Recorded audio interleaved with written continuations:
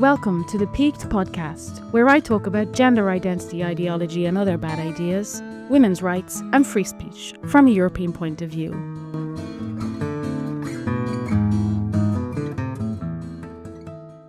Ashley Frawley, thanks for coming to talk to me today. So you are a sociologist by training? Yep, that's right. I was a associate professor of sociology at Swansea University for 10 years, and now I'm visiting research fellow at MCC Brussels, as well as a visiting research fellow at University of Kent, and then I'm also senior editor of Compact magazine, but MCC Brussels is my main research home. Oh, cool. Right, but I understand that you don't live in Brussels. No, I was living in Wales for 10 years. I was pretty unhappy there. And when Frank Ferretti, who's the head of the think tank in Brussels, started this new thing and invited me to be a part of it, I jumped at the opportunity.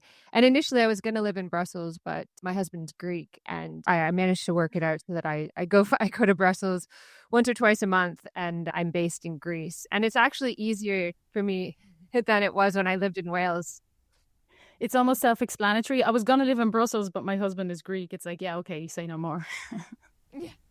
He couldn't handle any more rain. It was an existential crisis for us as a family. So we made a compromise. Right. I hear you. So if in case anyone thinks this conversation is going to be about Hungarian elections, because Ashley works for MCC, that's not what we're talking about. We're not going to talk about Hungary really at all. But what I do want to talk about, which is related to your work with MCC, is the way I see it. You know as well as I do that there's this suffocating left, increasingly extremist consensus in EU establishment politics, and that's why MCC is an interesting organization. I met Frank, I think, or maybe I met John first, because I do stuff about gender, and I think I realized that when the election did happen and I thought, oh, maybe MCC Brussels is going to be gone now, I thought, oh, that would be a huge pity, because it's kind of the only organization that's different in that sense. Am I right? Or are there other people doing similar work to you? So you're a mercenary who works on topics that interest you, I guess. You go around and you talk about things related to, from what I understand, gender also. But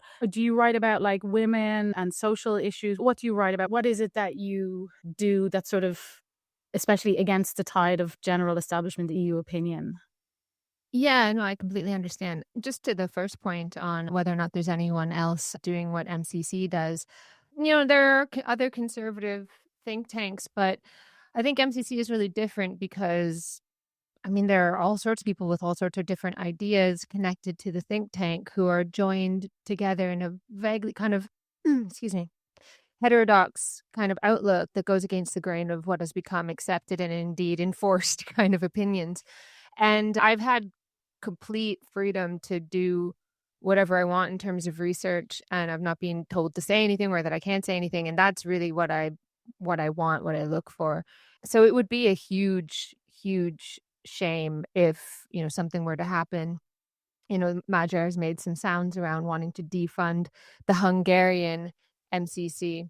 And I don't know what that would mean in terms of MCC Brussels, but there are other areas of funding. It's not something that I deal with. It's above my pay grade, but I would be, obviously really upset and devastated, not just obviously because it would end my work there, but it would also end like the huge strides that I think have been made in terms of shaking up this Brussels consensus and saying, and having firm, well thought through ideas behind some of the pushback. And I think that's what makes MCC different, because when I first started, I was listening to a lot of these sessions in EU Parliament, and the pushback was, okay, to be fair, people come from lots of different points of view, but from my perspective, I was really frustrated because I was like, like the way that you're framing your pushback, you're not thinking it through. I remember there was like a gender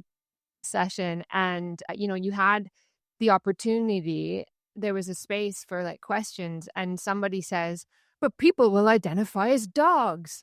And the adults in the room sort of snickered and they moved on, and I was like, oh, like, come on, you got to do better than That's that. the best you've got. Yeah. And it was, so I think just the fact that we are committed to not just being contrarian or something like that, but to really thinking through our positions and to bring in people who do that. I think that's so important. So what you're describing is essentially you got to Brussels and you went to the European Parliament, and you have in the European Parliament, I won't go into the boring details, but you do have a couple of parties who are quite conservative, and they will sort of like everyone will get their turn having a go at whoever's speaking, and then it will come to the more right wing parties, and they will sometimes say sort of unsophisticated things, we might say, about like why erasing sex in law is a bad idea. Like, yeah, they'll people identify as dogs or whatever. So if I understand what you're saying, you notice that there was like a lack of like a sophisticated argumentation about why some of these ideas are really crap and dangerous. Is that sort of it? And also, can you just describe to me what you mean by the Brussels consensus? Because people who don't live here, they don't really know, I think, what that feels like. I feel completely suffocated by it. And that's why, as I said, I'm quite happy that people like you are around. What does it mean? And would you agree that it's with me that it's very left wing? Yeah. So, I mean, to be fair to I don't know who it was. This was very early on, but there are some conservative or some, voices within Brussels, some MEPs who do push back against these things. And to be fair to them, they can't know everything about every single issue. Like, it goes both ways as well. Like, I think a lot of the reason why the trans issue managed to go so far in policy is because policymakers also didn't have a clue. And it sounded good on the outside. And so they just were like, oh, yeah, here's an opportunity for me to look like I'm standing up for the downtrodden. It's like a new civil rights thing. And, feminism is not really sexy anymore. And we've done quite a lot for the, lesbians and gays. What's next? For them, it was like they didn't really think it through either. And it was, and these critics were trying to give voice to what everyday people kind of think when they see this. They're like, well, let's push it to its logical conclusions. But I just, knowing what I know, and I can't get mad at people for not being sociologists or not having 20 years of experience in like theory of social policy or something like that. But just from my perspective, I was like, these people aren't going to listen to that. Like, yes, it's your opportunity. It's your opportunity to kind of take a stand, and that's important. But they're, in terms of actually putting a dent in some of the progress of this, I could be wrong, because it's not like it seems that they're determined to ignore reasoned and recast reasoned debate as extremism regardless. But I did think, it's important to really think through these issues. What this place needs is a sociologist. Yeah, what this place needs is a sociologist. It's my sociological imperialism, perhaps. No, but it's true. But I just wanted to say that the voice of those MEPs would be considered like the common sense voice, sort of. And is that correct? Like, it almost seems to me like it's the id of the regular person standing there going, but this is absurd. But we don't get anywhere with that, sort of. We need something better. We need more than that. Unfortunately, yes, we need more than that. There should be a voice of common sense that's listened to and debated about, but the EU bureaucrats have redefined common sense to be whatever requires enormous hoops of rethinking of everything. And that becomes a new kind of common sense. But I was going to say, like, it was joking about sociological imperialism, but of course, a lot of this stuff comes from junk sociology, as much as like junk psychology as well. So it's not like any old sociologist would do, because to be fair, we've done a lot of damage, and there are aspects of sociology that are really quite horrible. But the good thing about sociology is that at least it ought to be, this has been a bit lost, but it ought to be that when we write crazy papers that are easily parodied, like the whole, what was it, subverting gender in the dog park or whatever. Yeah. At least we kind of say, like, these are thoughts I had in my bathtub, not like this is the scientifically proven truth about dogs. But in order to make headway in the public sphere, people often have to recast their ideas as a kind of like essentialism, as a kind of scientific consensus. But I mean, at least bad sociology is obviously bad. And I think in a lot of other disciplines, there's a lot of physics envy. But I mean, that's just an aside. Yeah, physics envy. Is that a term? I like it. Yeah, that was Noam Chomsky said that, wasn't he? Wasn't it? Or is that just a known thing? Because I remember Noam Chomsky sort of saying that, like, people, postmodernists, were like, oh, I'm a bit jealous of the people down the hall doing real science. That kind of thing.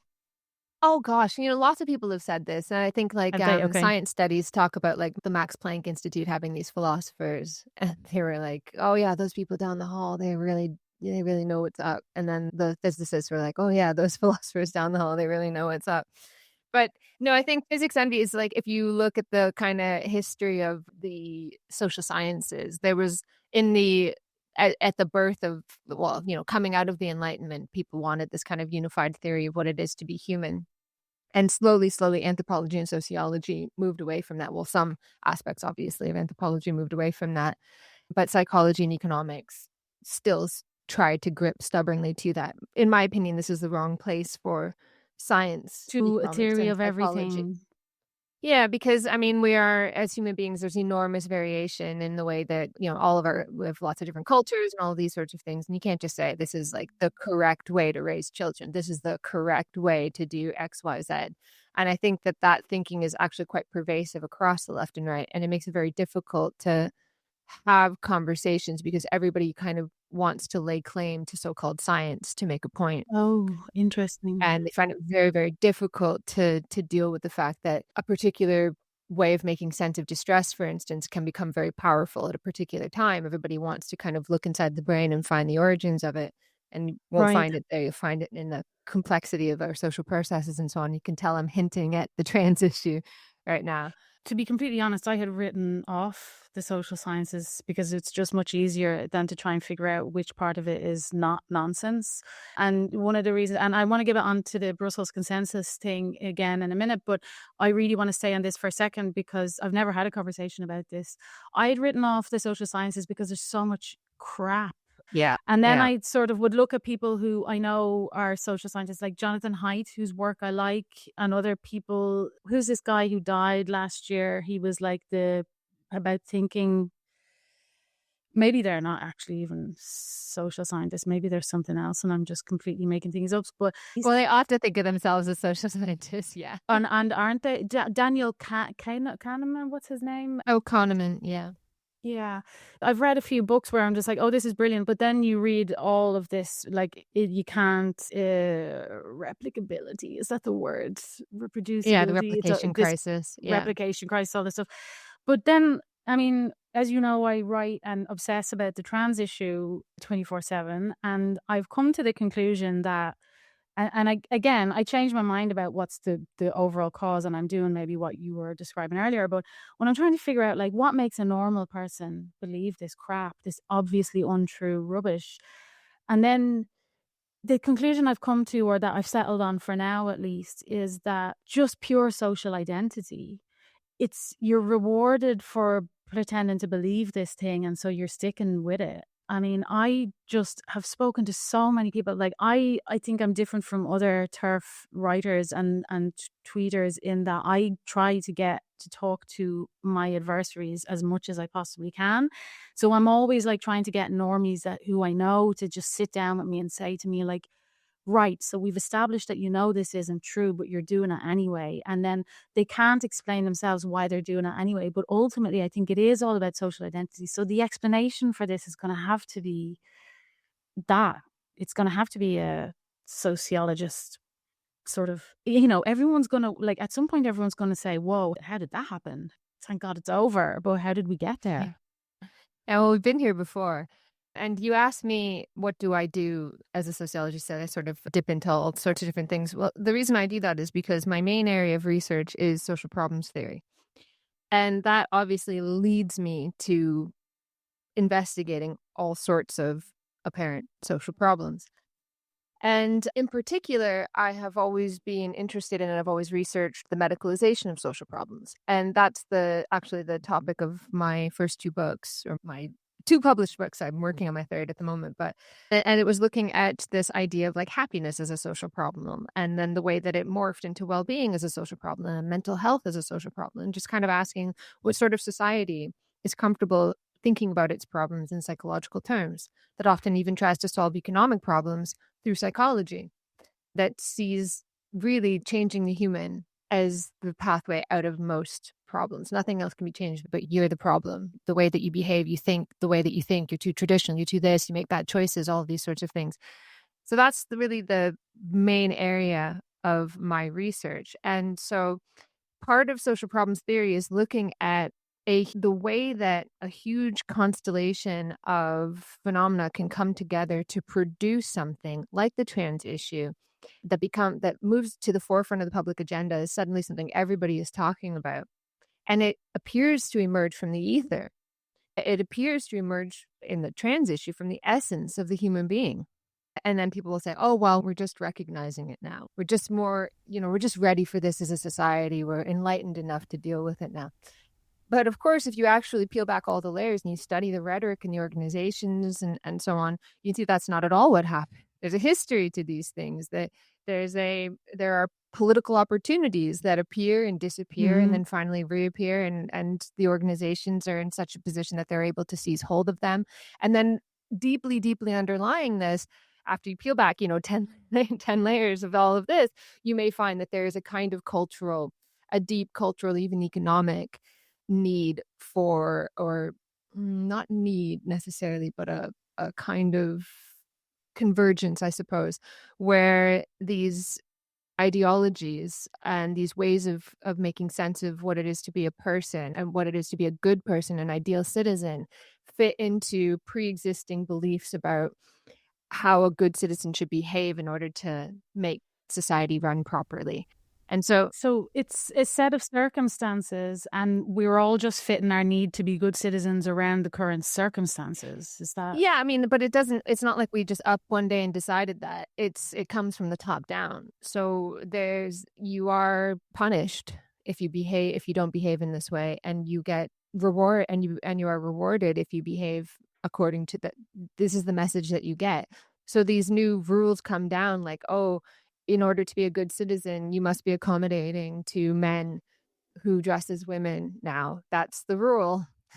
Like, as a good citizen, to show that you're a good rule-following, heteronymous, unthinking kind of person, you're like, yes, I will say the 5 phrases. And like, I think a good example of this is the NDP leader in Canada, like rhyming off that enormous inflated acronym, like off the top of her head. And it was just such an incredible performance. What a great citizen she is. Yeah. Yeah, it was an incredible performance of that kind of citizenship. But what doesn't make sense to me, because I follow what you're saying, I think, and you're saying it's kind of contradictory of a person on the one hand to rhyme off say the line, Bart, to do the line, MGM, and at the same time because that indicates that they're following the rules and they're a good citizen, etc., etc. But those aren't generally qualities that people would like you to think that they have. Like, everyone is sort of selling themselves as innovative and free thinker, but at the same time they're doing these things, they're sending the signals that they're not. Because if you were to describe like those adjectives, those qualities, like, toe the line and say the phrases and be a good little cultural revolutionary or whatever, people wouldn't admit to those being characteristics of themselves that they would brag about. Do you see what I'm saying? Yeah. So the part of also what drives us forward is that it appears to be against the grain, but everybody is and has been, like radicals for a very long time, have been railing against the ghosts of things that have been dead for 50 years. And now 70 years or something like that. Like everybody, if I look at my research on mental health, like in every wave of interest in, mental health, whatever it is at the time, the language that people are using, they'll always say, like, back in the 90s, oh, we're fighting against a stiff upper lip. There's this stigma about talking about emotion, even as they were like emoting wildly and getting a ton of social approbation for it. And like Oprah crying all over the place. And then in the 2000s, the same thing. Oh, there's such a stigma about talking about emotion. Well, I'm going to do it. And everyone goes, yeah, rah, rah. And then now it's the exact same thing. And, oh my God, there's this kind of sense of like, there's a straw man kind of caricature of a 1950s man sitting in his living room with his nice little wife in the kitchen reading the newspaper, and everybody has been rebelling against that image for like 70 years. the poor guy. Yeah. But that hasn't been characteristic of society for a very, very long time. If anything, like the what is now culturally celebrated is vulnerability. And if you Yeah. are sort of like, whenever I talk about like human beings as having being in possession of reason, and that being the basis of citizenship, going back to the Enlightenment, this powerful version of the human that underpins our ability to sign contracts, to vote, all these sorts of things, that's being eroded now, and talk about the consequences of that. People are like, okay, but are we really reasonable? Are we really rational? We're actually fundamentally irrational. And that's become like a progressive thing to say. That's amazing. I've never had so much fun. Right. So we're always fighting the man, even if we are the man, or like there's always a man to, yeah. Yeah, that's a great way to put it. Like, at some point we didn't realize we became the man, or like it's a sort of Orwellian Animal Farm thing. Like, gradually we became the pigs. I think, and also I'm writing at the moment about kind of why some of this has happened in terms of deeper processes within the economy toward increasing socialization of the means of production, which is, by that I Mm-hmm. mean, like, we become, capitalism produces things that look a lot like what early socialists called socialism, and it's not. It's horrible and it's bureaucratic. Capitalism produces what looks like early socialists called socialism. Can you break that down for me? So capitalism is producing what exactly that looks like, what early socialists call socialism. To give a few examples, so let's say everybody knows, if there's one thing that you remember if you've ever come across the Communist Manifesto, is something about the abolition of the family, right? Uh-huh. Capitalism itself is abolishing the family. It hates the family. The family keeps you tied to one place. I'll try to explain why, but the EU loves this idea of like these mobile people. They vomit in their mouths when they say the word mother. They can't bring themselves to say it, and they've come up with these like pillars of EU social rights where they don't mention families at all. You'd be shocked to learn that most Europeans live in families, and they don't talk about parents. They talk about formal caregivers and informal caregivers. Like, if you're a Jesus. parent, you're an informal caregiver, which is like the same language as the informal market, like the black market. Jesus. This is really scary. None of this is really new language to me, but I'm creeped out by it. Then the way you say it, the way you're putting it, it's true. It's Yeah, I mean, nasty. I write about this in my MCC report, Families and Fragments, if you want to have a deeper Yeah, look at we'll this look stuff. into it. But yeah, they have kind of an anti-family policy. And the reason, and if you kind of look through the fine print of all the policy in, like, looking for the word mother, you find it in layers and layers of footnotes in 9-point font. And when they talk about mothers, it's like where motherhood pulls her away from what she should really be doing, which is working, which is being in the workplace, which is, fine. Obviously, like, as a woman, often your life in the public sphere is what gives you meaning. But for them, what they're dressing up in feminist language here is that a huge area where they've been pursuing economic growth is poorly paid, precarious service work. And immigrants and women are often the ones who do this. Women, because they are often have children and are desperate and will work all over the place, all sorts of antisocial hours to support their children. And this is also happening in the United States as well. There are women working like 3 different service jobs that barely make a living wage, and they barely ever are able to see their children because this is what they're trying to do. And they will celebrate this as like, oh, this is feminism. And then they'll look at the numbers of women who aren't in work, and they're like, oh, these women are duped by the patriarchy because they should be in work. And like, they're not even properly trained anyway to be raising these kids. Like, ugh, and they're just having them willy-nilly without like signing any documents or forms or going through a process. Blech. Like, they can Yeah. barely tolerate this sort of thing. And the messiness of, I guess, families is not easy to administer from the bureaucracy, I guess, as well. Tell Exactly. me more about in what ways it. Yeah, and this is why they love rainbow families. So the only time that they'll ever talk about families in a positive light, they'll say this word family, they're like, "Oh, I'm not even joking. Direct quote. I can't tell you how much we love our wonderful rainbow families, our wonderful rainbow families, because they're part of the institutional processes. Like, even just to be recognized as the opposite sex, they have to go through these processes, declare themselves, and constantly declare themselves when they go to new places because, having these sort of cross-border families, it's not accepted in every single jurisdiction. So they're Yeah. constantly having to declare their children, this sort of thing. So this is mistaken by people on the left for socialism, and they just don't care when there's enormous attacks on the family and this denigration of the family and the moves But of toward. course, because they that's a communism, socialism, so it's fine for them. Exactly.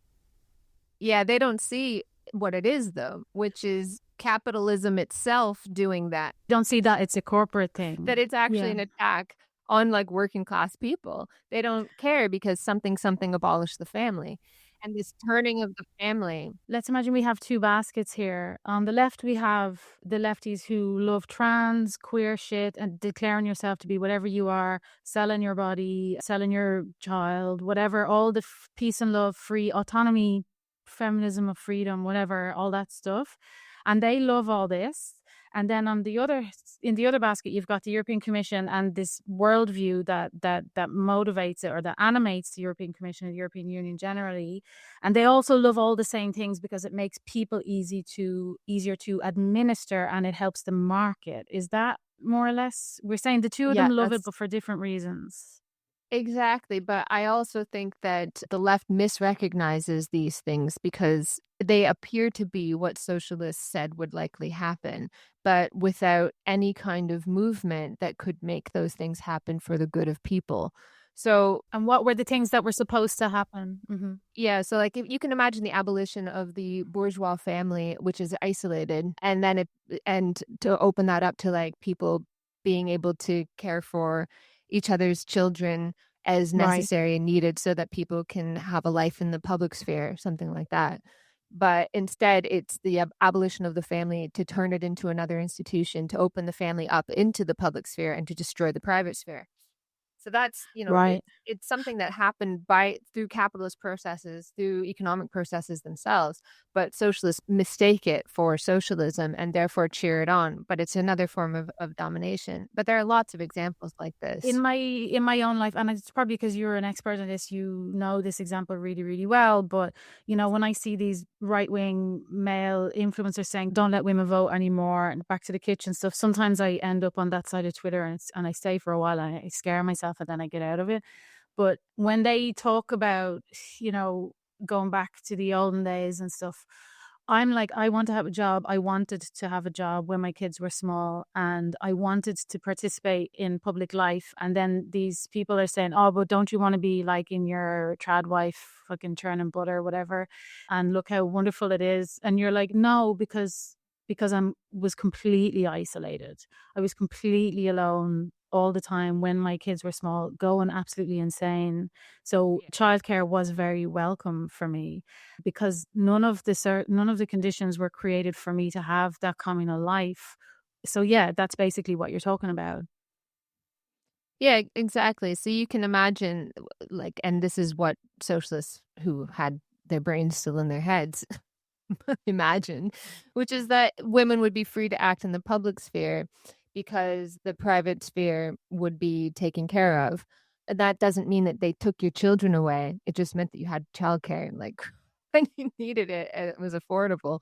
This is sort of had become a basic thing. But now childcare is entirely instrumentalized to making sure that the woman goes out of work and goes into work and makes it as painful as possible not to work. So you don't actually have the choice. So there was all this talk about choice, choice, choice. And then when women were like, well, look, like the quality of work available sucks. I'd like to make the other choice. They're like, oh, but you don't have that anymore. So this is kind of what happened. And you wind up, and there also immigration oddly becomes part of this because you have an ideal of a mobile workforce, but also that the family holds that back. So you have the two body problem, right? So it's very difficult for when both parents are working to actually be able to both find decent work in the same place and raise your children. That you tend to be attached to place as well. And they don't like that. They like the mobile worker often who leaves his family somewhere else or leaves her family somewhere else and engages in childcare or does whatever work. And there are tons of families that are cross-border families. And even there are whole countries that are based on remittances, essentially. So they love that. These workers go where the work is. But just to defense of that, just because I'm not the devil's advocate, I have no strong feelings either way. Defense of that would be that people are moving though. And I mean, I know I'm not talking about the somewheres and the anywheres or whatever that dichotomy is. I'm talking about you've got a world where people will always be moving. So the policy and the law is adapted to that because that's just how the economy works. Isn't it just adapting to the way human nature is by building policy around the fact that people be moving?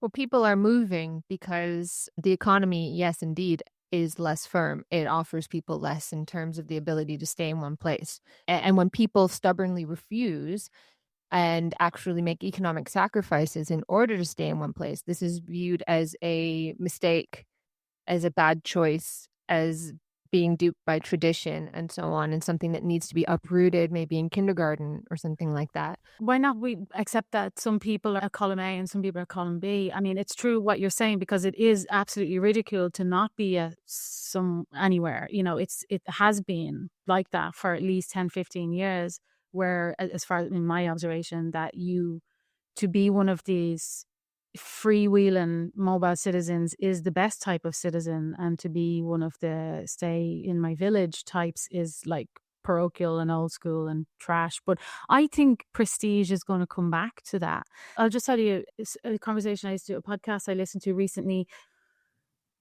This might be funny for you to hear, but my partner, who I don't say boyfriend anymore because it sounds weird. So people always go, now I'm a certain age now that when I say boyfriend, people go, oh, what? Like someone you just met at the weekend or something? No, like the father of my children, like who I've been with for 20 years. He is a manual worker and he's never gone to university and he has no qualifications or whatever. And I feel like that is a prestige status now, because that's my personal politics sees him as the absolute best type. I don't know, like I haven't really ever talked about this, but I feel like won't we switch back and then the other side will be like, don't we always just go back and forth between these extremes, and then we'll be like, oh, those city workers and those urban like high people who fly around from Berlin to Madrid and Erasmus and this and that and go live in Singapore for a stint, and you know those people will be that's going to become the lower status, and the ouvrier is going to become the higher status again. Do you see anything like that happening?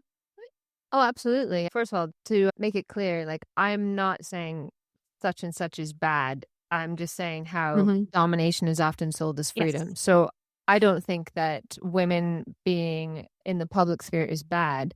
In fact, it can be the source of freedom, but it is often domination and being sold to us as freedom. And we need Hmm. to be very clear and careful about that, that we don't become complicit in our own domination, because for a lot of people, they're not duped by the patriarchy because they find raising their children more fulfilling than being a cashier at Lidl. So, you have to think about the fact that there are different pathways that people are going to choose because the quality of the work that is available is not good. And it's not because they're stupid or duped by tradition. Now, in terms of, it's very interesting that you're talking about your partner, because I have the exact same background. My husband, who I've been with for 20 years, is also completely barely finished high school, none of these degrees and so on, and was a manual worker. So Hmm. that's so interesting. And actually, yes, it is kind of a prestige thing.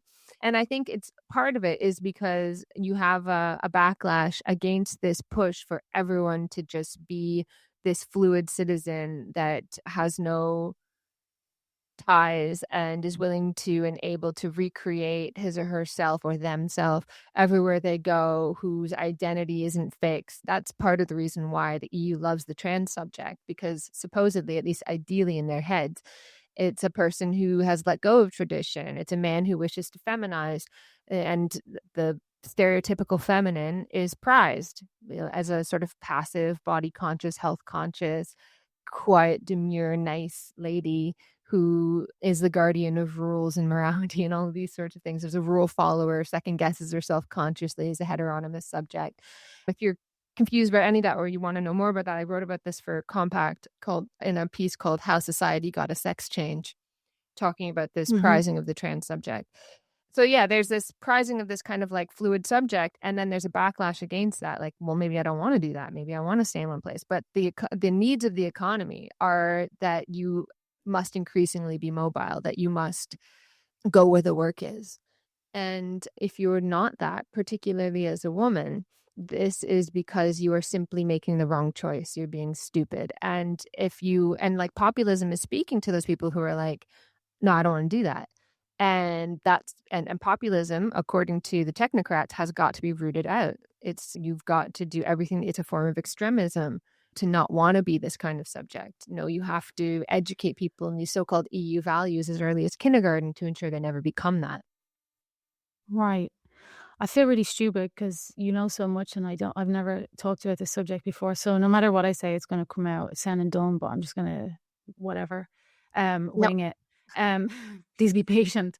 Right. So the needs, so this is interesting then. How are the needs of the economy, which must ever keep growing, going to clash with this sort of, if it becomes prestigious again in the culture, and that's what I would like to ask about is like, how do things take off and what causes something to take off and not take off? I'll come back to that. But if it becomes prestigious in the culture to be a stay-at-home mom or to organize your economic family life in different alternative new ways that are more local and not anywhere in like an anywhere's type of life, and for manual work to become prestigious again and all that stuff, how is that going to clash with the need for the economy to keep growing? Or are we headed for some sort of an implosion?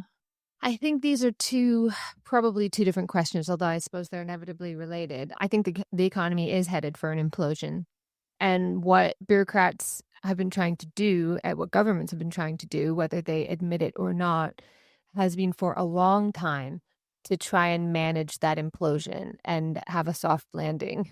It's to mix metaphors. It's Mm-hmm. sort of like kind of manage a long decline that they're sort of vaguely aware is happening and stop it from creating forms of unrest that they can't really control. I don't think you can manage decline forever. Nobody invests except to receive a return on investment. So if you're not getting sufficient returns, you're going to put your money in all sorts of different things like bubbles, Bitcoin, Mm-hmm. cryptocurrencies, which aren't really connected to the real world. It's like sort of art or speculation or weapons. And you can kind of blow things up and build them again. These sorts of things. It seems to be where we're headed. But in terms of like prestige, I mean, localism is prestigious amongst like middle class types anyway. So, I mean, Right. it's It just, is true. it might, But it's kind of caricature like. It's like, it's like co-op local farmers markets and it's like shipped there in a big dirty van, like it feels fake. yeah. Oh, yeah. It's definitely this kind of like fetishized back to the land kind of thing where people live out this fantasy of connection to the earth or something like that. And you can kind of understand why people across the political spectrum desire this as everything that is solid melts into air, as everything kind of becomes more ephemeral and uncertain. People start to look for something solid. Makes sense. And what's really scary is less these people who look for something solid to make sense of themselves than those who embrace the fluidity of everything. And these sort of like new citizens who I find these people kind of so weird, who embrace all of the I have a picture in my mind of like people being blown Describe about the by the person. wind, Oh, something like that. People and right. like and being like, okay, well, today I'm this, now I'm that, But and that can be a these are conscious decision because sometimes I say to mm, myself, right, the future's scary and weird. Just let yourself be lifted up and blown around by the wind. That's what I feel like. And yeah, that's what I'm trying to get my kids that's to think, true. you know? It's true, but also it's like it's not often portrayed that way, which I find interesting and I haven't made sense of in my own mind, which is that a lot of the trans issue, for instance, is it's not people like I'm this today, I'm that tomorrow because I choose it. It's them, they think they're sorting out their essence. So if you say like I chose this for myself, I choose this because I like it, that is Mm. kind of looked down on. It's no, this is who I am. This is my Mm-hmm. essence. It is an expression of something that was always there. It's not created. Fixed. Yeah, although it appears as a kind of I see it as a kind of fluidity, they see it as fixed, and that's interesting. So they're constantly trying to throw down an anchor in a sea with no bottom, you know. I Mm-hmm. don't know, but just sort of go back to this kind of like manual work becoming prestigious again and that sort of thing, which is I said is a different kind of question. I mean, I have no idea, but again, tied to the way that the economy is going, as more and more of our work becomes automated, the few things that are left that can't be automated, people will perhaps encourage others to go into. And that might be things like manual labor. But manual labor obviously isn't safe from automation either. But there's perhaps more of an admiration for the skill of the human hand. And I can see this in writing. Like, I'm an editor at a magazine, and we get so many AI Oh, really? Yeah, yeah, of submissions. Oh course. yeah, and it's really Mm, sad because sometimes people will have good ideas and then it just comes in through like really superficial AI slop that regresses to the mean yeah, and is unpublishable and unworkable.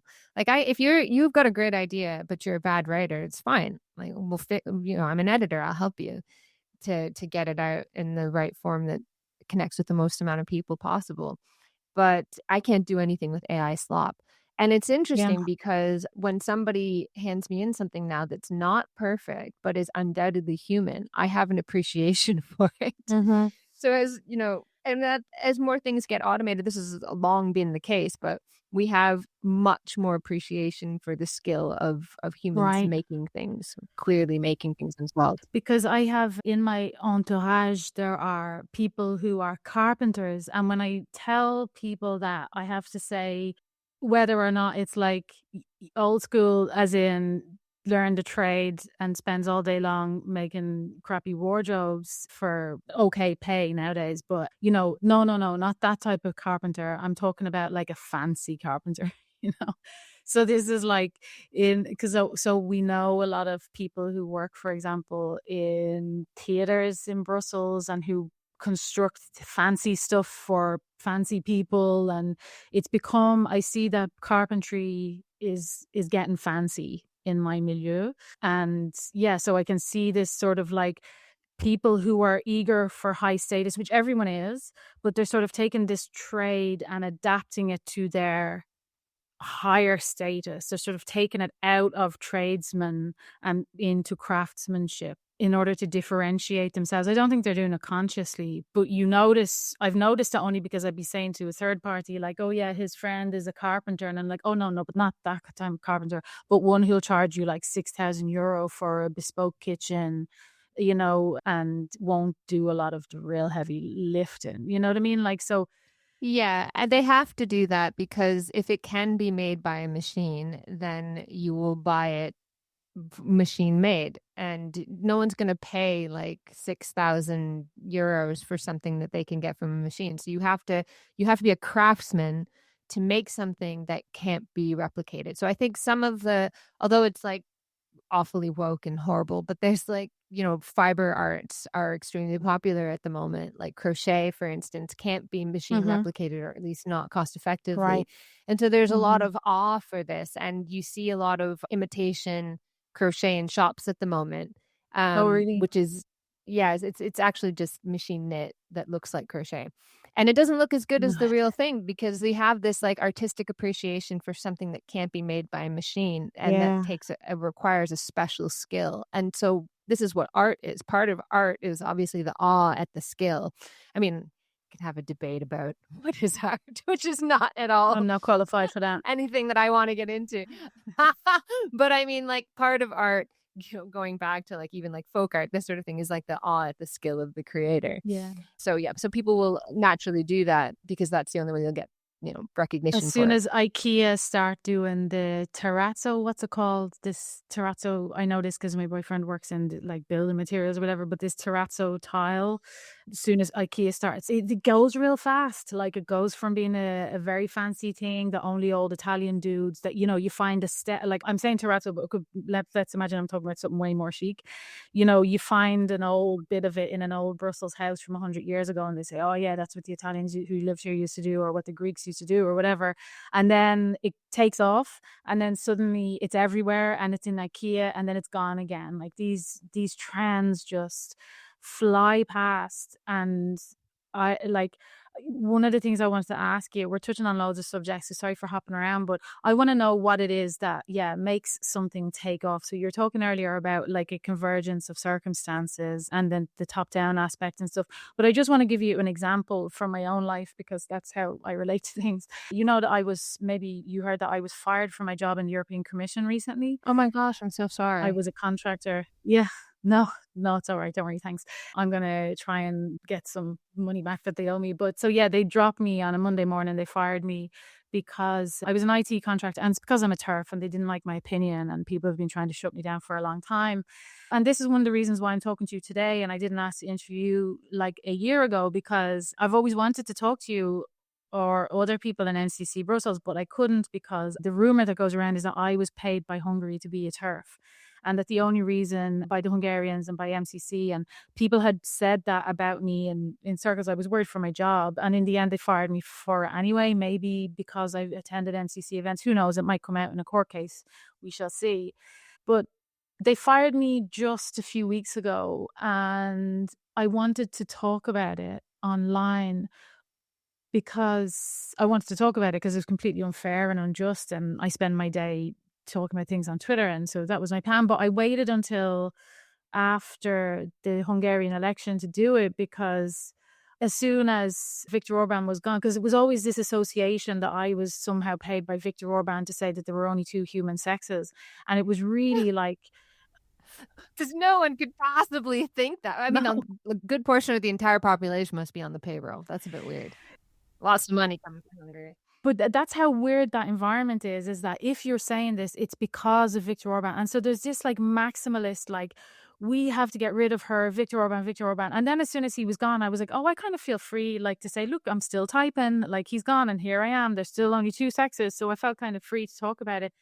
I didn't want to say it before the election also because I was like, here I am, an insider, quote unquote, of the commission, criticizing the commission for this really anti-free speech thing that they've done, which is fire me for my opinions. And I was like, what if it takes off and I didn't want to add to the political stew that there already was, because you never know. I've found this so much because I don't like to call myself a journalist because I'm an activist more than anything. I'm an activist for sex realism. But so in my journalistic-ish work, I'll sometimes find out something, put it online, and it will take off. Like, it'll be an absolute shitstorm, and I'll have 25 million views, and people, like really famous people, will share it, and it'll become a thing. And this has happened to me a few times. And then other times you'll put out something and it doesn't take off at all. And I was really worried that if I started saying the commission fired me for being a TERF before the election, it might take off. And I'm not trying to be arrogant and say I would influence it, but I just was like, what if it takes off and it adds to the, I don't know. I was like, wait until after the election. This is really, maybe I shouldn't say this out loud. I should keep this in my head. But I was like, I don't want to contribute to the, oh yeah, that was it mainly, actually. I'm completely selfish. I was like, I don't want to be blamed for trying to, make the commission look bad. That was it. I didn't want to be said like, oh, look, she did this and then that made it worse. And then this story, because the commission, what they did was fucking illegal and it was against their own rules. So once the election was over, so I want to know, what is it that causes something to take off? Like, why is it? Because it's, sometimes I say, oh, it's just because the right person happened to see this thing on their feed and they, for some reason, but that can't explain it. Like, there will come a moment, Ashley, where somebody will say men can't be women, and it will be fine to say it, and all the pieces will be in place and it will take off and it will be okay. What are the circumstances that cause something to be okay to finally say? Or what are the things that causes something to suddenly be a salient issue when it wasn't a salient issue before? Like, I really would love to understand this. Okay. So in terms of your question about what makes something take off on social media, that's a different question, because obviously there are like clandestine rules of algorithms, and there's some evidence that they like kind of pick someone to be king for a day, and like all of a sudden all your posts take off. Stuff like that is going on. I'm not totally sure.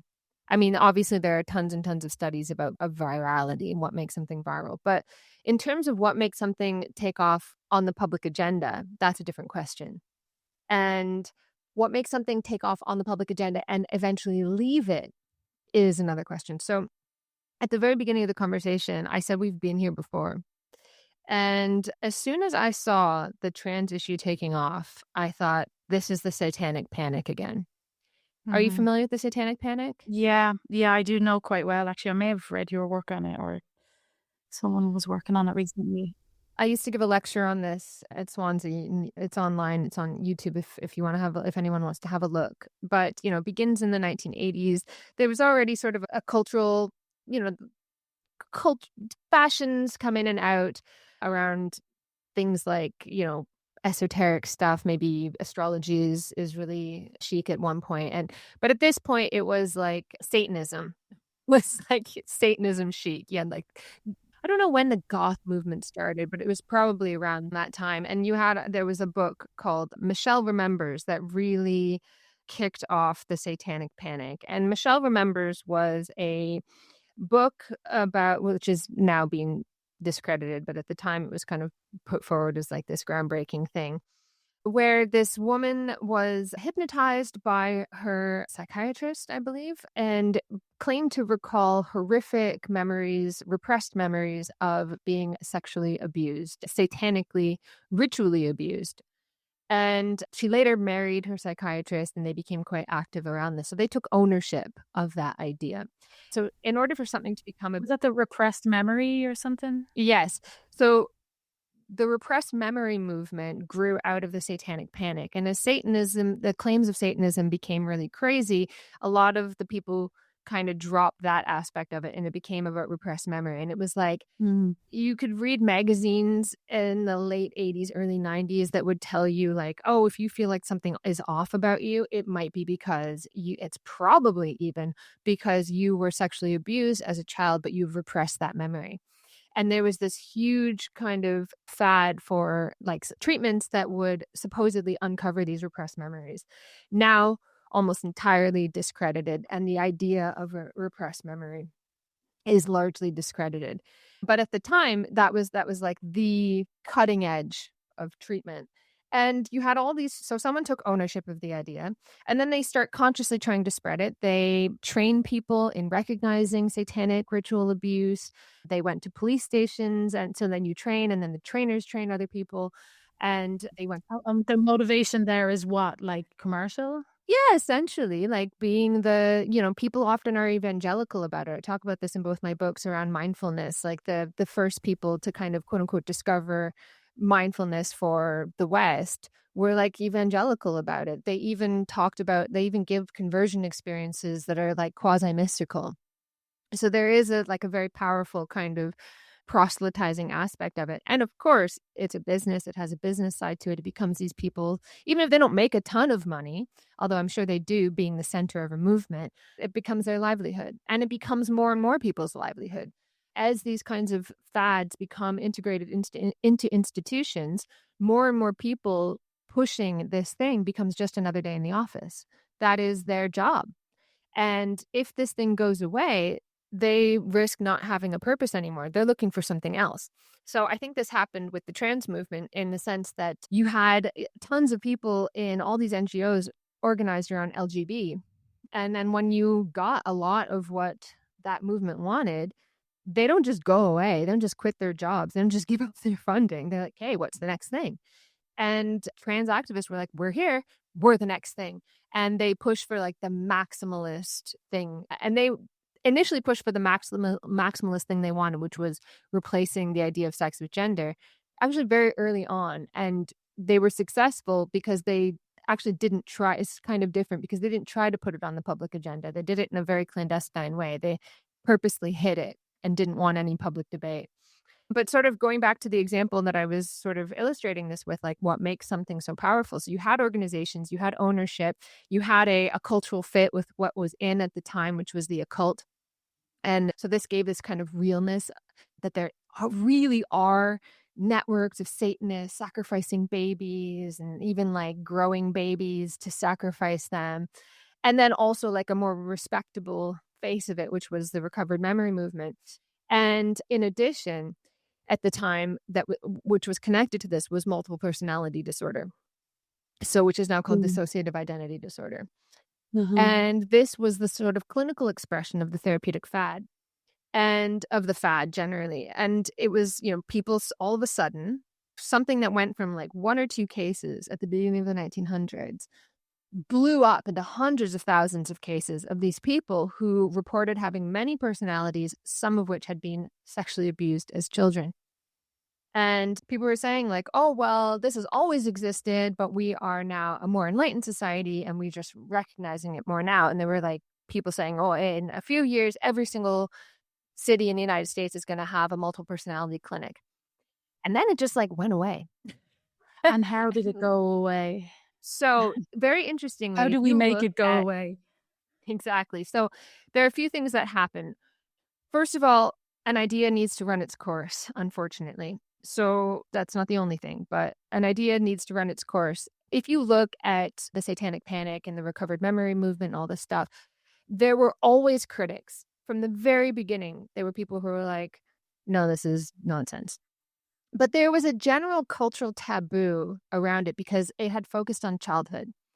And okay, you could say that an adult was misremembering, right? But there were people who were going, for instance, a very, very famous case of a daycare where a mother reported that her child reported to her that he had, I think it was he or she, I can't remember, but her child anyway had been sexually abused at school. And this, like, these psychologists that have been trained in recognizing satanic ritual abuse came and they were asking all these leading questions about, like, basically told the children, like, these were Satanists, right? Did you see Satan? Like, they were, Didn't yeah, there's you a went through a passage into hell and there were yeah, dragons it or wasn't something.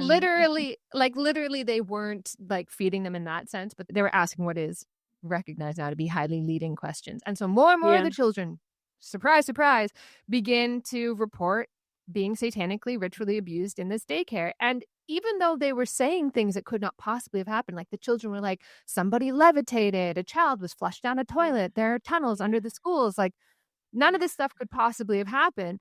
There was a taboo around saying these children are liars. Oh. So you couldn't say the children are lying, even though it was clear that what they were saying could not possibly be true.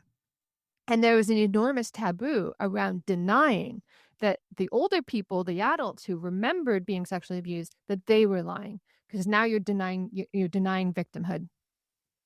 And so that was very, very difficult. And in the lecture that I used to give on this, we would do a seminar after, and I would give the students an article from, I think it was 1994. And it was a long kind of piece of a woman describing in horrendous detail. I had to censor a ton of it because, you gotta be careful. And, you used to have to be Yeah. very careful. I used to be very careful in university, where she would describe in great, great detail her memories of satanic ritual abuse, like really, really awful stuff.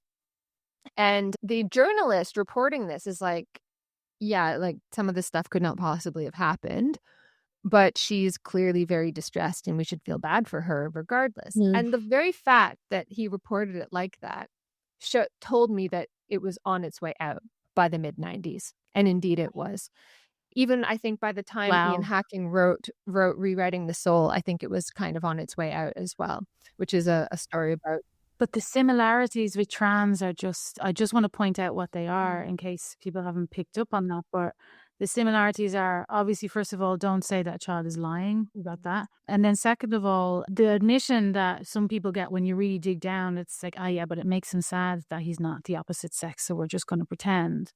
Sometimes when I'm really trashy about men and dresses in particular, people will be like, they'll get that sad face, that pained, sad Virgin Mary face, and they'll be like, oh, but some of these people are suffering. Like, and you go, oh yeah, of course they're suffering. Like, they're very distressed. It doesn't mean that they're women though. So it's really similar in that sense. Like what you're saying, that person Yeah. saying, right, this person is very distressed, but there's no, Satan's not involved. Like, there's no is that kind of similar?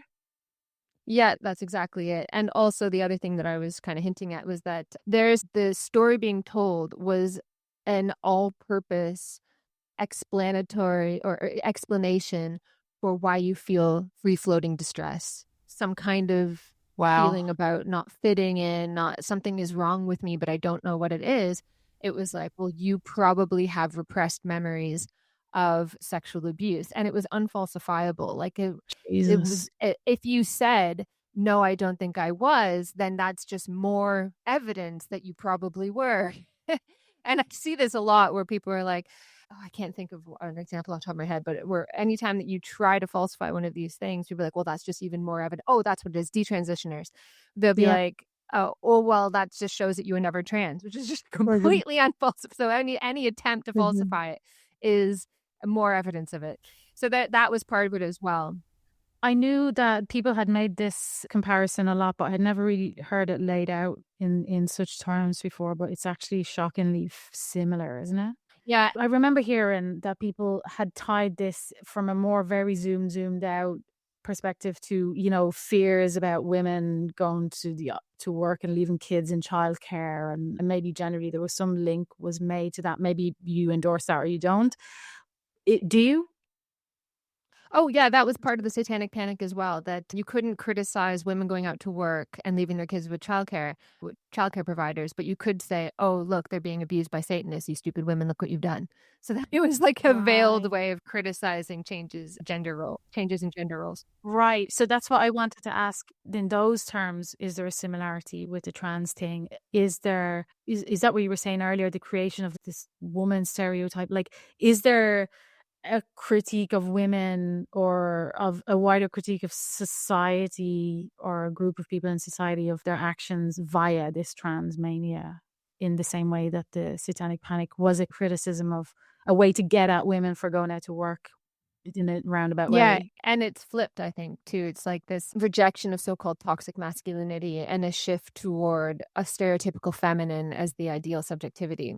And I have to stress that it's a stereotypical feminine, like it's not how actual women are. So there's this idea of like the paradox of women are wonderful. Have you heard that before? Where it's like women are wonderful, and you're like, oh, that sounds really feminist because they're like women are wonderful, women are caring and nice, and if we have more women in power, then we're not going to have wars anymore. I didn't know there was a name for it, but I'm very familiar with the phenomenon. Yes. Yeah. Yeah, and it's, like, incredibly patronizing and stupid, but also it means that if you are not wonderful in all the ways that you're supposed to be, you get doubly punished. And you can see this with so-called TERFs, where it's like, women are wonderful because 'cause they're so nice and accommodating, so and then you're not. You're not nice, you're not accommodating, and you're like, "You bitch, you whore," and then, like, oh, the mask comes off completely. Because first you're punished first for not living up to that stereotype. So you're punished first for breaking the rule, right? That you're supposed to, like, accommodate these people, but then you're punished again because as a woman, you are doubly supposed You to do that because refused. that's what makes you wonderful. You didn't refuse from a neutral starting position. You refused from not like a normal human, like a man, but you Yeah, refused from the exactly. starting position of being a woman, which is double worse. Exactly. Yeah. And that's why women are the ones who got punished even more because they broke that unspoken code. I don't know what people want women to do because on the one hand, you do the thing where you're super nice and accommodating. I'm not talking about trans. I'm just talking about in general, like discourse.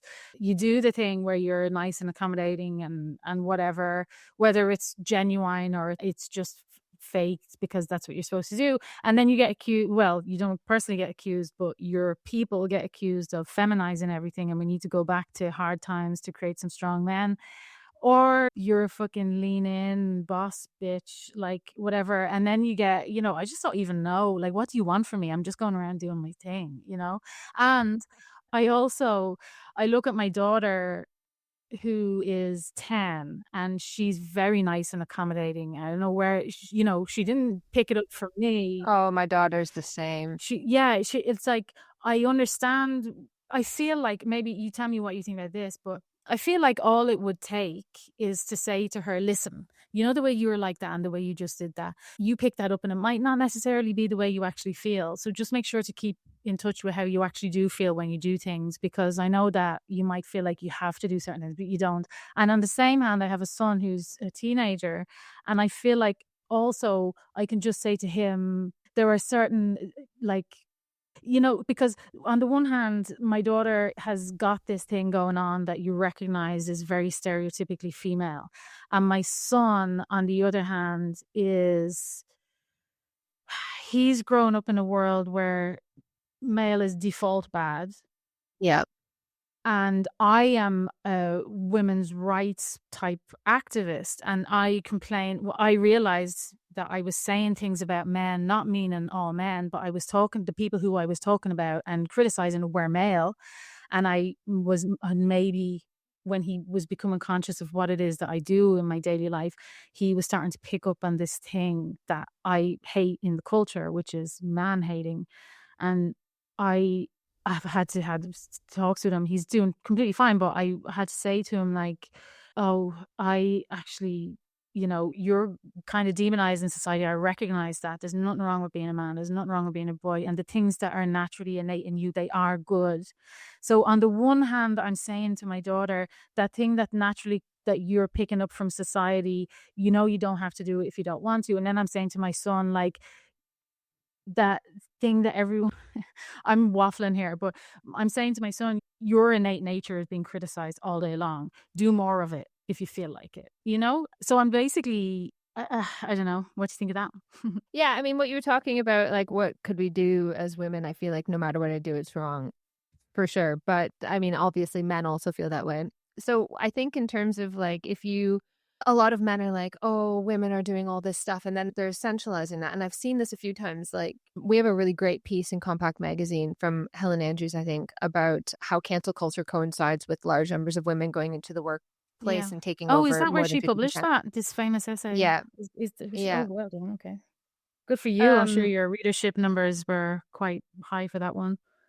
yeah, and it's an excellent piece. And my only Mhm. quibble is that she then essentializes it. She says, oh, this is like something to do with like the biological nature of women. I don't want to sort of caricature her, but something like that. I've always said very similar things in terms of like the feminization of the workplace and the feminization of the subject, like that the ideals of the subject now of who you're supposed to be as a citizen are feminized, but it's a stereotypical feminine. How women are invited to be, are socialized to be, but it's not like growing out of our uteruses. And Mhm. it's a way of being that feminists have fought against for decades, where it's like going back to not even decades, like going back to the Enlightenment, going back to like John Stuart Mill, where it was like, look, you know, women can't be in public life. They're more suited to the private sphere because it is their nature to be close to nature rather than close to God, close to reason. They're passive, frail, heteronymous. That is, they constantly second guess themselves. They look for guidance from others.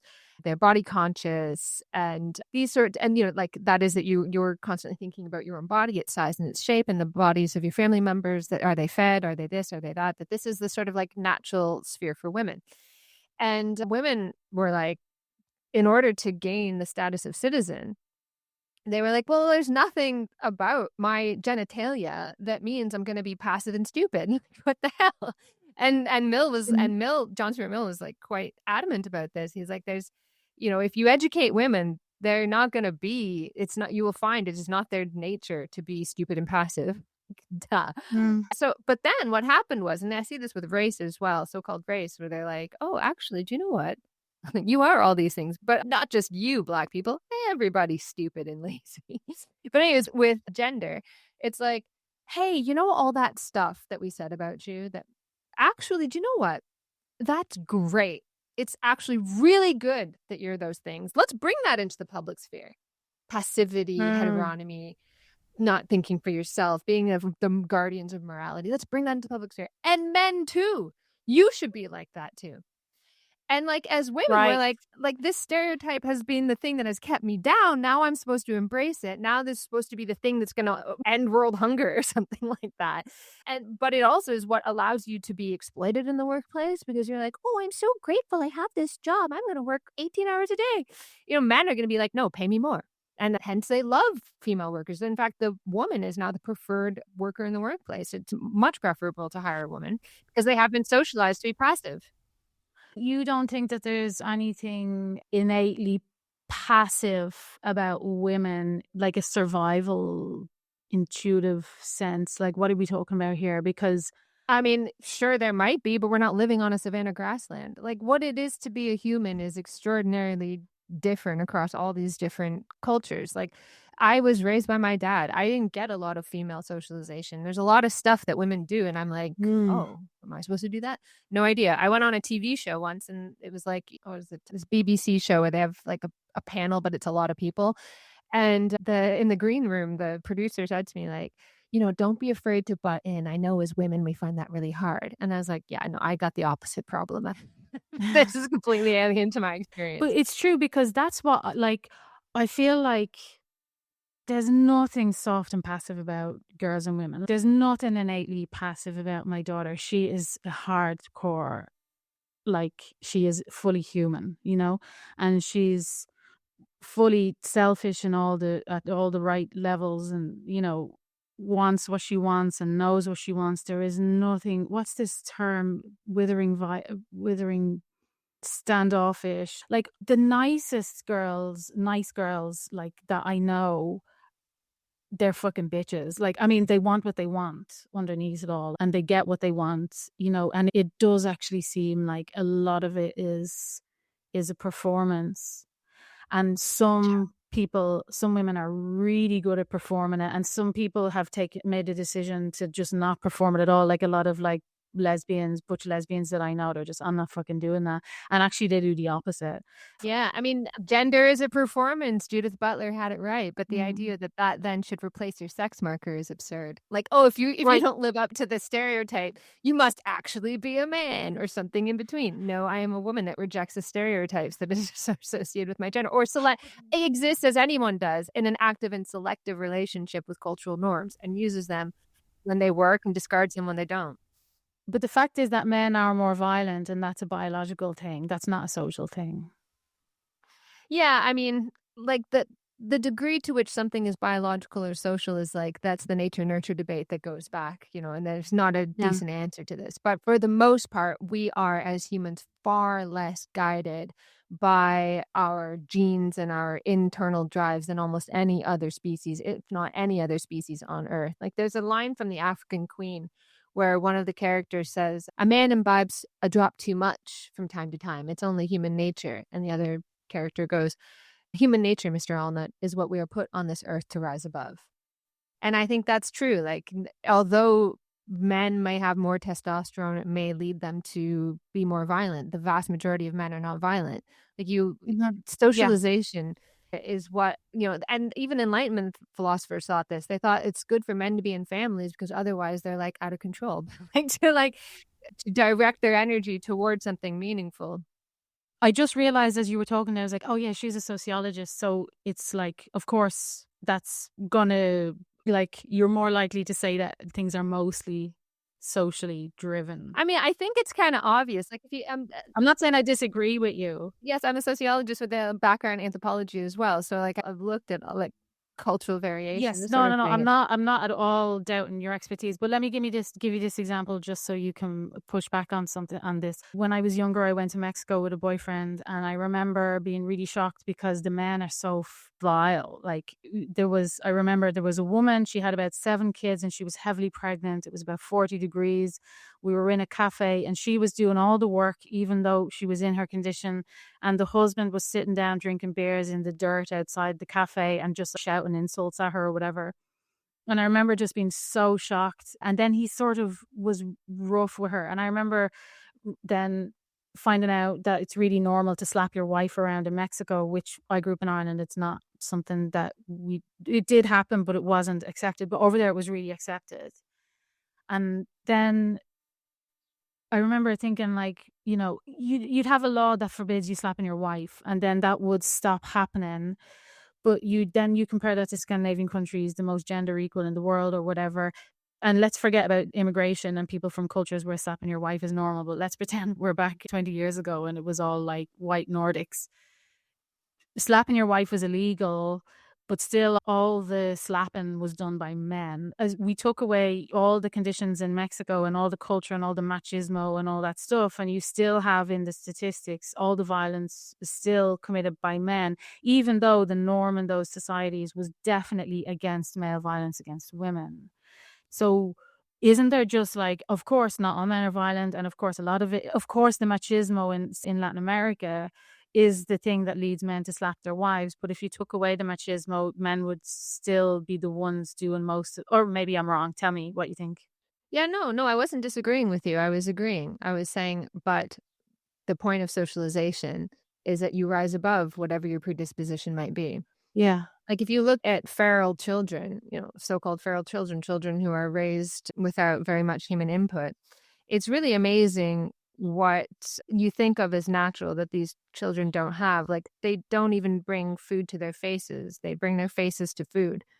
Like there's so much that we learn in our cultures. And part of it is trying to civilize men. Like part Yeah, of it is like trying to make men suited to their better nature, which is their social nature. because there is a nature, but because there is a biological nature, otherwise we wouldn't have so much to work with. Yeah, there's certainly a greater disposition toward aggression in men than there is women, partly due to testosterone and things like That's the whole basis of why I care so much about this issue, because I guess you'd agree, like men and women are so fundamentally different in one or two very important ways that you can't get rid of sex as a category for organizing society. Yeah, and yeah. And I often think, like, okay, come back to me in 1,000 years or 1,000,000 years when men have like evolved out of this and everyone's Nordic now, everyone is like the ideal Nordic male, which I'm not saying I want. And then we can talk about getting rid of sex as a category. But as long as, and I'm actually only really talking about innate nature, I don't know, like no matter what you do though, there is, so this is why I'm thinking about, like, is there something about women that is naturally passive and about men that is innately dominant and violent? What do you think? If there is a thing that men are by nature more inclined to be predisposed, whatever the fancy way of saying it is, towards violence and dominance, then is it not fair to say that there maybe is something innate in women that is predisposed to passivity? That's so controversial, I don't maybe. know if, I mean, is violence dominant? I don't know. Not necessarily. I mean, like the so-called feminine form of domination is probably a lot more Pretty effective bad. because Yeah. you don't notice it as Yeah. domination. Like it's Yeah. it's it's extraordinary in its ability to control people without hitting them at Yeah. all. Without lifting a finger. Um, Yeah. yeah. But yeah, and like there are sex differences between men and women. What exactly, like it would be very, very difficult to like put these down to a couple of markers on the genome or something like that. Maybe you could, I don't know. But what they become in society is socially determined. Like we tolerate some things, we don't tolerate other things, and we encourage the expression and Mhm. growth of some things. Like human beings have incredible, incredible propensity for all sorts of outcomes, and a society fans some flames and extinguishes others. I think that's undeniable. And this like desire to deny that, and like regardless of what the origins are, like it's become very, very difficult to say like there are obvious biological differences even in the way that our bodies are. Like men just have more muscle mass, they have greater bone density, they have greater lung capacity, all these, that should be just an obvious thing to say, but then you have to kind of deny even that. So the argument that we are socialized and that gender to a certain extent is a performance and a way of often controlling people, of fanning Mhm. certain flames and encouraging them and putting other things out, whatever, then becomes this reason to say that sex doesn't exist, which is not true. Like the way that we behave in Yeah. society, It's so dumb, isn't it? it depends on largely on our socialization, but that doesn't mean that men don't have fucking penises and It's so stupid, like, and basic. but it is stupid, but you can understand because there are areas in which it becomes kind of uncertain and gray. Like if you want to deny the sex differences between men and women, then you have this injunction, and you hear this all the time. And I'm sorry that this is going to be very controversial, and maybe it's wrong. I don't know. But Go say, for it. oh, women love sex. Women love sex. They love sex just as much as men do. Well, I find that kind of funny because in pretty much, I don't know, like every culture, I mean, Margaret Mead tried to say no, but like in pretty much every culture, women seem to want sex just a little bit less than men do. Mhm. And we can't take that into account. Cannot take that into account. So then it must be frustrating as hell for men who approaching these women who apparently love and want sex desperately and Mhm. finding that they very consistently say no. So you can kind of actually understand like some of the That's a yeah. better example than the violence example, because I was talking about violence, aggression, and in men manifests as violence or competition or whatever, and girls manifest just in a different way. But the desire to have sex all day long every day is something that is a better way of comparing if I'm making any sense, because there are, there's a one and there's a zero, and I'm not, oh God, do you have any idea what I'm trying to say? Yeah, I do, but it's not coming out but right. this is why we don't muddy the waters with like our official categories. Our official Yes. categories are That's based the on sex. that's the message. And actually, what you were talking about fanning some flames and like throwing a blanket over some others, that's what I try to do with my daughter in a way, is like, oh, like, I wish somebody had sat me down when I was 10 and said, listen, you know, the way every day when I come to pick you up from school, you and your little girlfriends are one, there's always someone who's crying in the corner, and then there's another one they're not talking to, and then you two are best friends when yesterday you hated her, and then you just passed a note to her who said a mean thing about the other one. Like, I wish somebody had said to me, that's all real female puppy behavior, and you're practicing for the real world, but it's also kind of mean and weird and a bit stupid. You don't have to do it, you know, like, just look at what you're doing. And that's what I'm trying to do with her. I'm trying to say to her, look, this is a tale as old as time. You know, all little girls sort of go through this, and I just want you to be aware, cognizant of what's going on here. You know, because I want her to be aware that I don't want her to go through the 20 years of working in an office with like this weird best friend, worst enemy, up and down crap. You know, I'm so tired of it. I work in comms, you see, so it's a different milieu to what you're used to. But I've always just worked in comms, and it's always full of women. It's real schoolyard stuff. And you can see how it's all about bonding and about relationships, and it is aggressive, and it's fun, and it's nice, and it feels warm and fuzzy sometimes, but also it's very aggressive. And I can see my daughter doing that, and I'm just like, hey, we actually have enough of that in the world right now, and everyone's complaining about it, so I'm going to have to ask you to tone it down a bit. Then I go into my son, and I'm like, right, listen, you know, the way everyone's telling you that your natural instincts are wrong and bad, they're not. Go for it. But at the same time, I don't want him to slap his wife, you know what I mean? So it's like, I'm just sort of trying to say to them, look, these things are things that are repeated throughout history because we have some natural inclinations. Actually, I've taken up loads of your time. I've already taken an hour and a half. But I want to ask you one last thing, because it's related to all of this stuff about gender, stereotypes, and the feminine. I just want to come back to, do you have like a few more minutes? Yeah, yeah. Cool. So I spend a lot of time trying to understand what motivates autogynephiles. I guess you know what yes, you do. You know what an autogynephile Yeah, is. yeah. So I'm trying to figure out like what's going on with them. And it's a bit controversial in turf world sometimes, because I'm not sure that I fully agree with the idea that these men are always, how to say this? There's this idea that a man who goes into a woman's bathroom is doing it because he gets a thrill out of violating women's boundaries. I don't see that. Right. I see that in some psychopaths, a lot of autogynephiles who are psychopathic and just like sadistic at the same time. Yes. And like crazy perverts. What I see most of the time in men who are autogynephilic is something else, much more feral, way more feral, and way more just very different. And what it is sort of, you know, if you were to go into Pornhub or whatever right now, and you took the first 100 videos, there's someone who's taking the dominant role, and then there's someone who's taking the passive role, and it's like the oldest, most animalistic thing ever. What autogynephiles are doing is they're enacting the passive sexual role. That's what they're doing. That's from what I can see.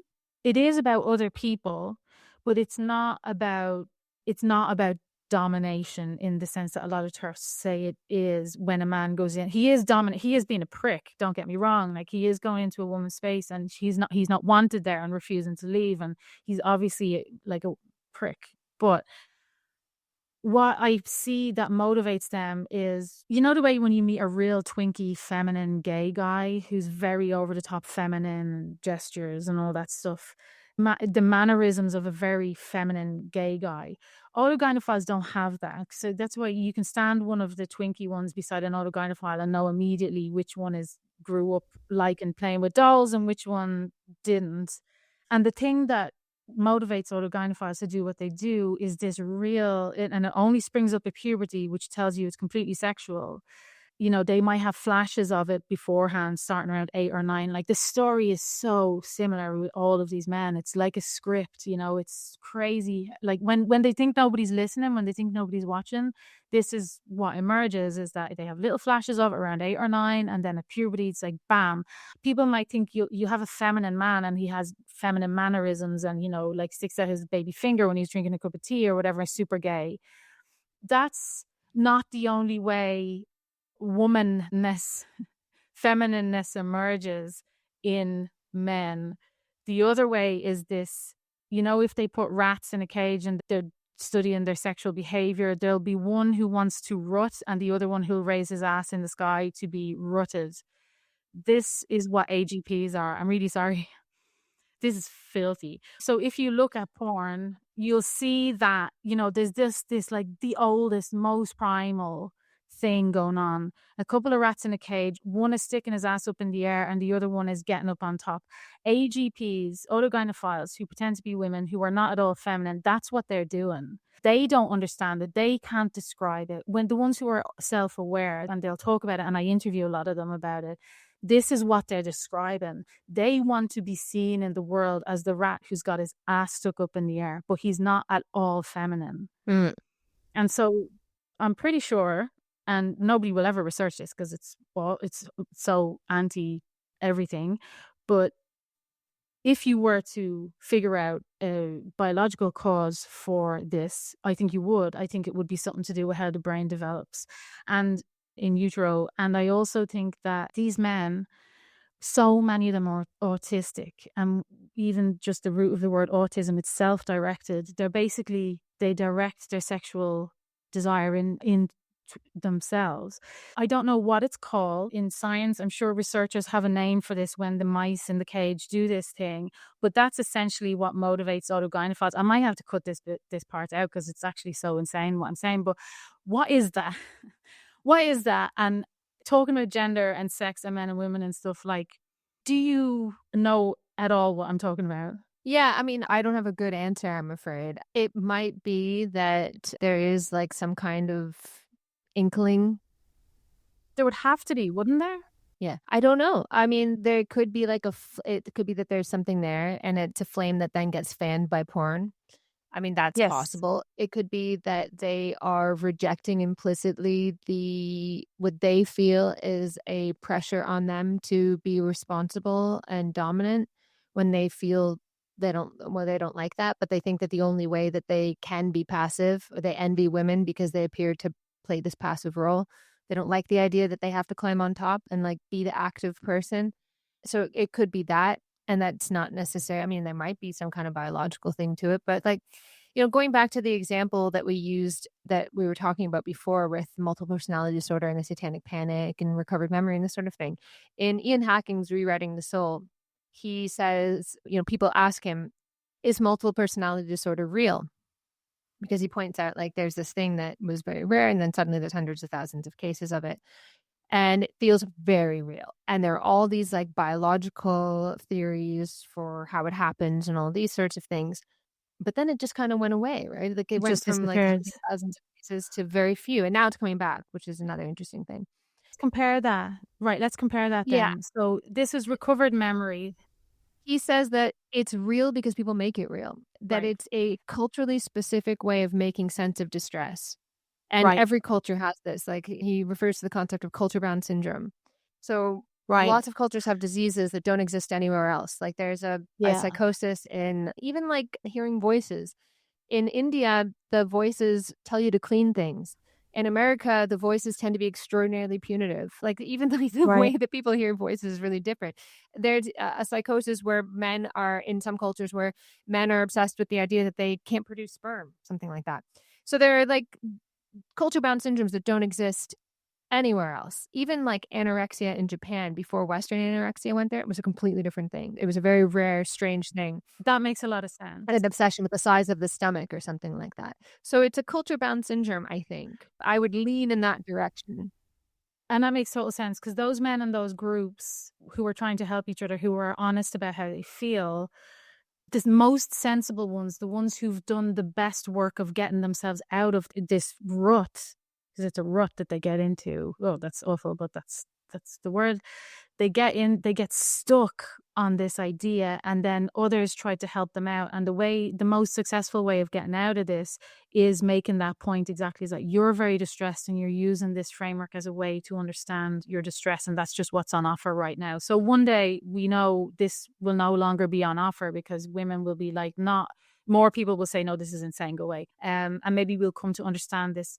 But having said all that, wouldn't it make sense in the species that there is one animal that is naturally more predisposed to put out and one that's more naturally predisposed to dominate?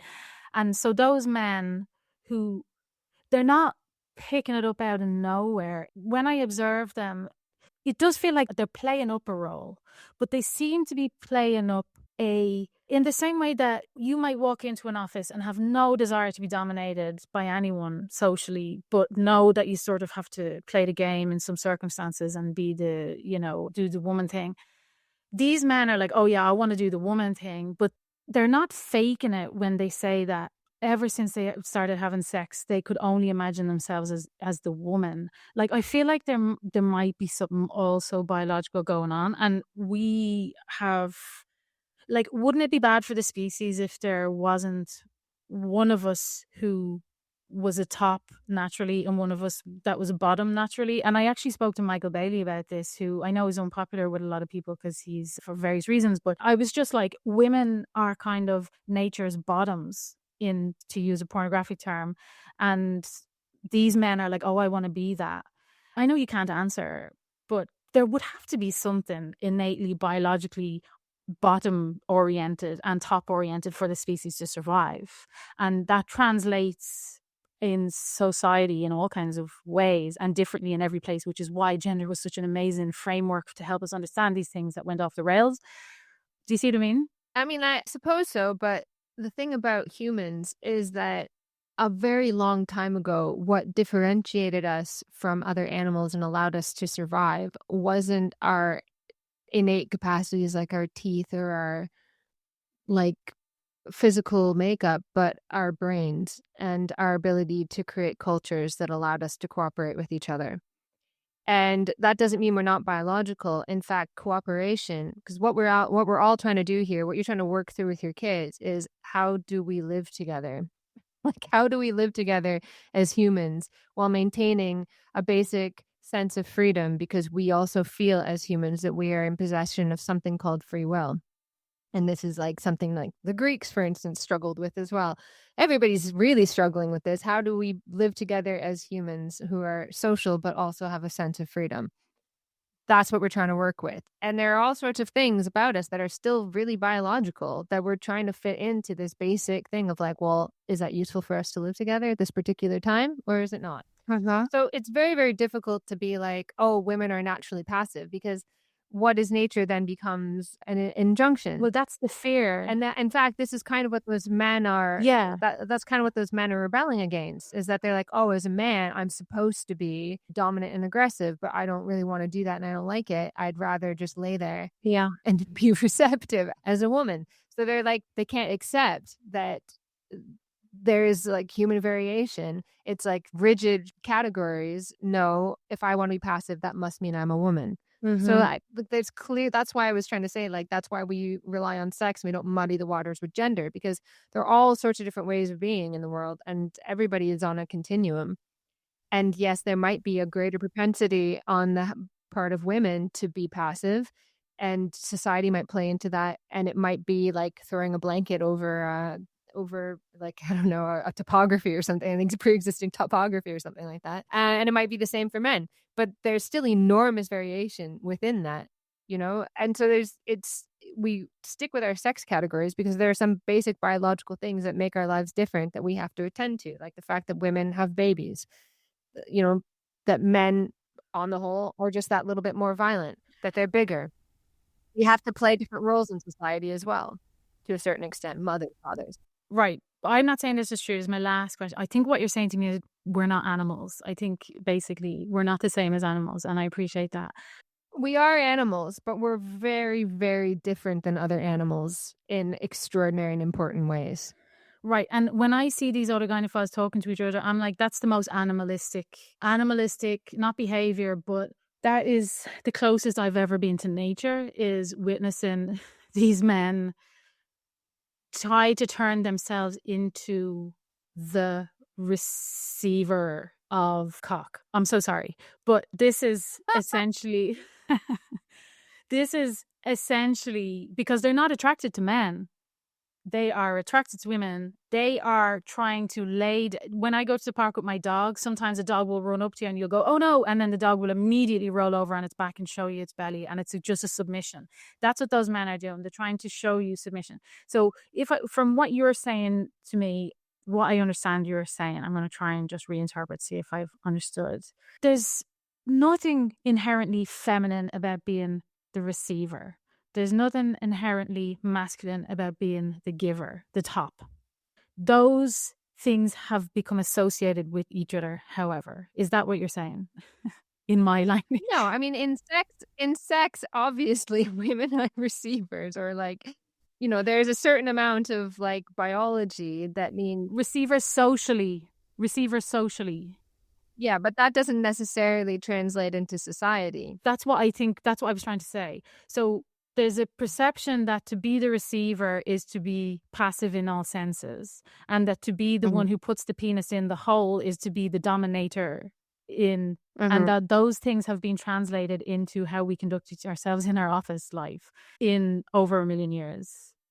Do you see what I mean? I'm not sure I follow. I'm off on my own thing. Sorry, I'm just like really obsessed with these AGPs. There's something about it that's so primal and it's so dominant versus passive that, and then they go out of their bedroom and then they're like, tee hee hee hee hee, my little wig and my high heels, and I'm so silly and look at me and I'm so dumb and oh well, don't mind me. I'm just like a little shrinking violet. Is that the phrase? That's the word you're looking for. Yeah. That's what I was looking for.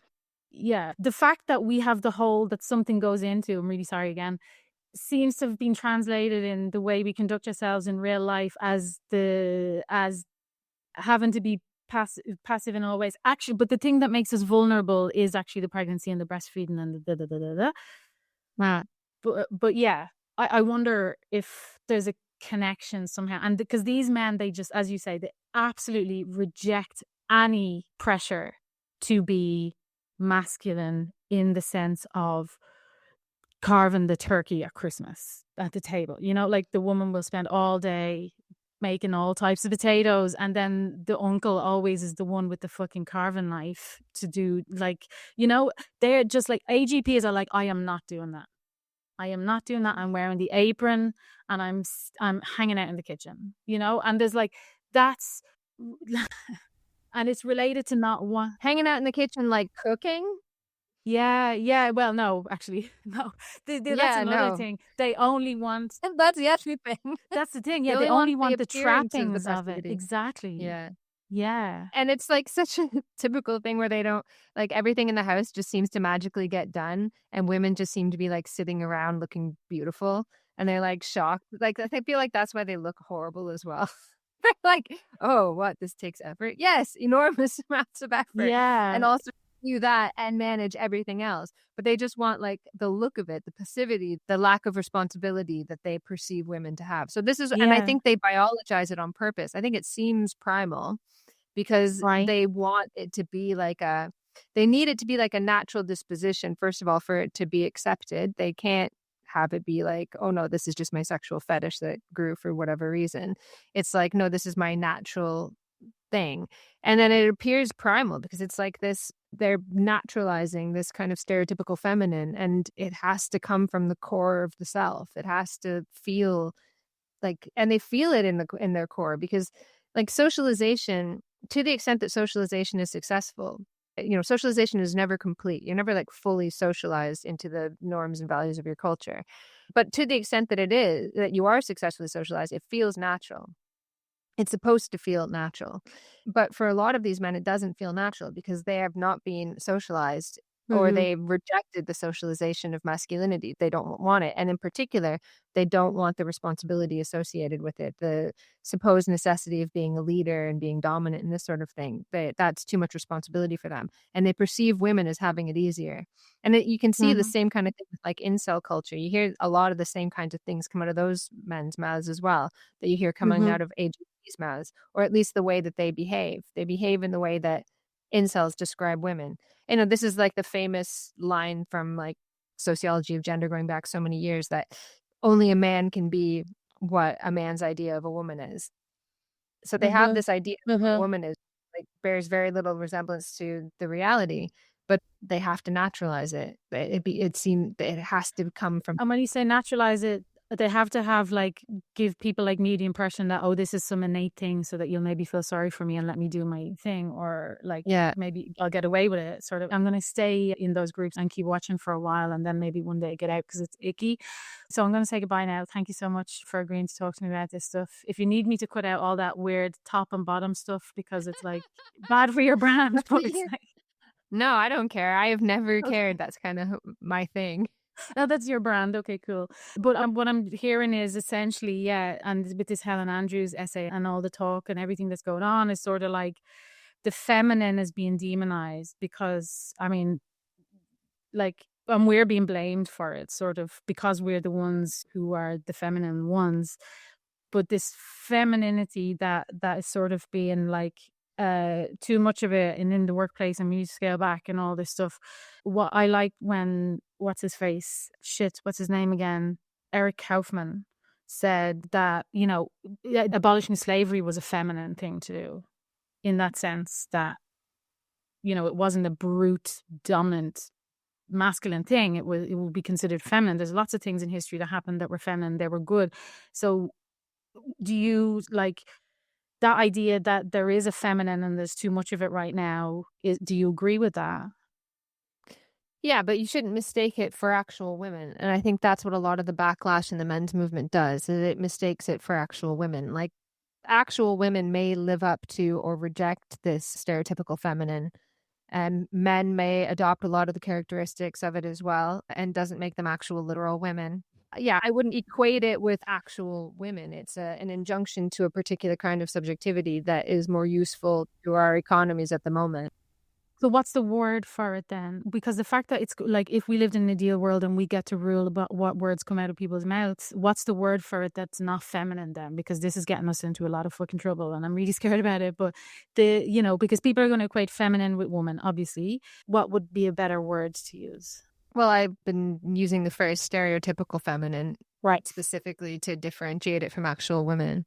It still kind of makes us look bad because the word feminine is so attached to us. Is there, yeah, okay, stereotypical feminine, yeah, Well, okay. there's there are other ways of kind of putting forward a similar idea, and another way of putting it, which doesn't capture the same phenomenon exactly, but is like the resilient subject versus the vulnerable subject. And I am kind of reluctant to use the word resilient because resilient has become one of these therapeutic discourses, but resilient in the sense of like the Enlightenment subjectivity was a resilient, reasonable subjectivity of a risk-taking individual, whereas now the ideal subject is a vulnerable subject, so risk averse, health conscious, thinks of themselves as psychologically unwell, emphasizes feelings over Mhm. reason, all these sorts of things. And that's something that we can rail against without connecting it to femininity, but it has been implicitly connected to femininity. So Since women are said to be forever. more vulnerable, and therefore that we should be more like women and men should be more like women because they naturally embody this kind of vulnerability, this new ideal subject. So you could talk about it like that in terms of like the invitation to vulnerability. Okay, that sounds like a plan for now, at least. I hope the pendulum doesn't swing back too far. You're doing amazing work. It was really lovely to talk to you, and you're so smart, and I have lots to think about now. I'm going to read all your stuff because it's just like, yeah, wonderful conversation. Thank you so much, Ashley. Have a lovely day. Thank you so much, and I'm sorry to have taken up so much of your time.